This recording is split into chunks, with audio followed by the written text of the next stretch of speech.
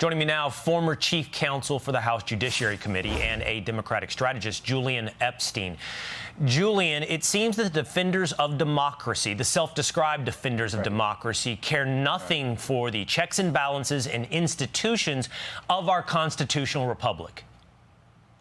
I think that's a fair criticism, Will, and thanks for having me on. I think Democrats have said, and I don't know if this is just catnip to the progressive left base, that if they get into power, they would like to pack the Supreme Court. They would like to add Puerto Rico and D.C. as two new states, along a whole host of other things, a national voter ID ban, Medicare for all, Medicare and Medicaid for all, single payer, national minimum wage. You go on down the list. Now, they couldn't do that unless they got rid of the filibuster. But, you know, Will, I've spoken to a lot of Democratic and Republican senators about the filibuster, and many of them will tell you privately that they like the filibuster because when they're in the minority, it's the only leverage they have.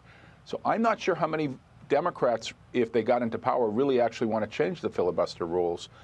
I think if the Republicans change it and the Democrats get back into control, you know, we've had single-party control switch 3 times in the last 7 years. 2017, single-party Republican, 2021, single-party Democrat, 2025, single-party Republican. It's likely going to switch again to single-party Democrat at some point. And if you get rid of the filibuster now, I'm not sure the Republicans would really like what the Democrats would do without a filibuster. The filibuster is another yet tool that protects the minority interest, this time in the Senate, but it is not a tool necessarily laid out in the United States Constitution. It didn't become a real part of the body until the 20th century. The question is, how important is it, Julian, to protecting minority interests? Kayleigh McEnany, a colleague of mine who I appeared with yesterday on The Five, she, I thought, made a very, very interesting point about simply limiting the filibuster. Watch. Let me propose a very simple solution here. Filibuster, not in the Constitution. Filibuster, not passed legislatively. Filibuster can be removed for the sole purpose of spending bills. You can just remove the filibuster and open the government. When military members are hurting, when we are not safe in the skies, it is time to nuke the filibuster for spending bills because Democrats are hurting our country. What do you think about that idea, Julian? Limiting it, removing it when it comes to spending bills?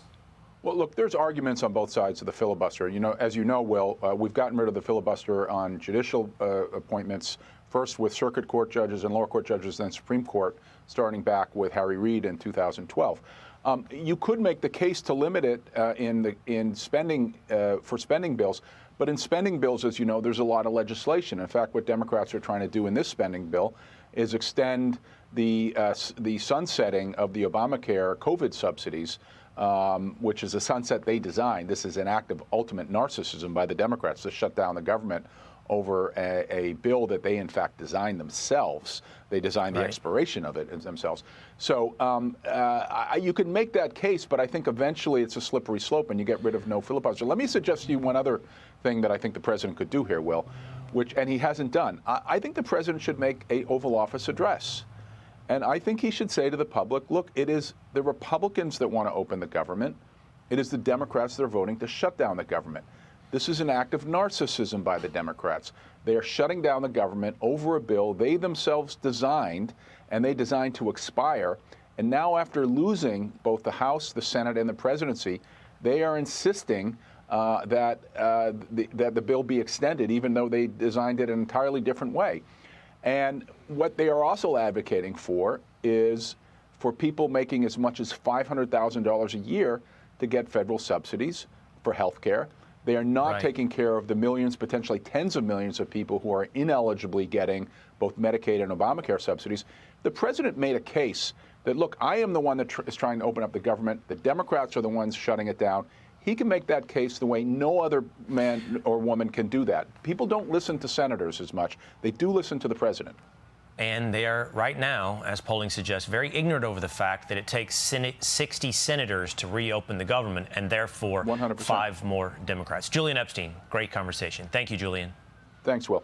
Hey, it's Will Cain. Click here to subscribe to the Fox News channel on YouTube. It's the best way to get our latest interviews and highlights. And click to subscribe to the Will Cain podcast for full episodes right now.